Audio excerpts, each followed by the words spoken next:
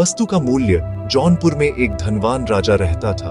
उसके पास एक प्राचीन स्वर्ण पात्र था।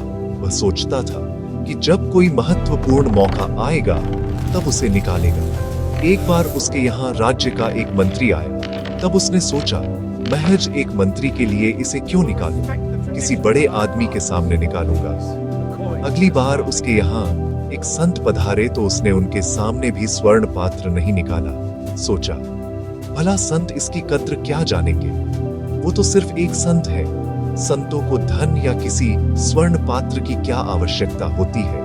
यह सोचकर ही रह गया। कुछ दिनों बाद उसके यहाँ पर एक भिखारी आया और राजा से बोला, आप तो बहुत धनवान हैं, कृपया मुझे कुछ धन दें ताकि मैं कुछ दिनों तक अपना जीवन यापन आनंद के साथ कर सकूं और पेट भरकर खाना खा सकूं। राजा ने सोचा, चलो आज इस भिखारी को धन देने के लिए ही मैं स्वर्ण पात्र निकाल लेता हूं। लेकिन जब वह स्वर्ण पात्र निकालने जाने लगा तो उसे एक दर्पण में अपने शरीर पर पहने आभूषणों और मोतियों की मालाएं दिखाई दी।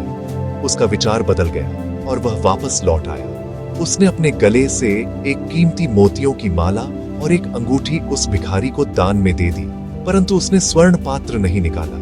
कुछ दिनों बाद उसके यहाँ एक दूसरे राज्य का राजा आया। उसने राजा के साथ भोजन किया और बहुत वार्तालाप भी की। इसके पश्चात उसने अपनी बेटी की शादी का प्रस्ताव राजा के बेटे के साथ करने का रखा।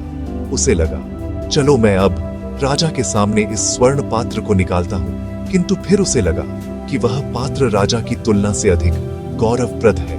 वो फिर सोचने लगा और बोला, जब बेटी की शादी होगी मैं तब इसे निकालूंगा।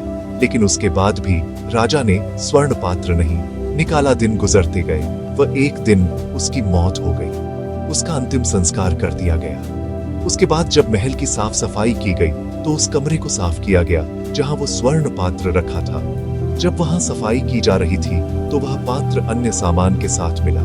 वर्षों से पड़े रहने के कारण वह गंदा हो गया। लग ही नहीं रहा था कि स्वर्ण पात्र है। राजा के बेटे ने उनमें से काम की चीजें निकालकर पास रख ली और वह पात्र नौकरों को और सामान रखने के लिए दे दिया। शिक्षा, मूल्य या महत्व की दृष्टि से मूल्यवान चीजों का यथाअवसर उपयोग कर लेना चाहिए। उन्हें बचाए रखने का लोभ व्यक्ति को उसके उपयोग से वंचित कर देता है। इतना ही नहीं, उन चीजों के गलत हाथों में जाने की आशंका भी रहती है।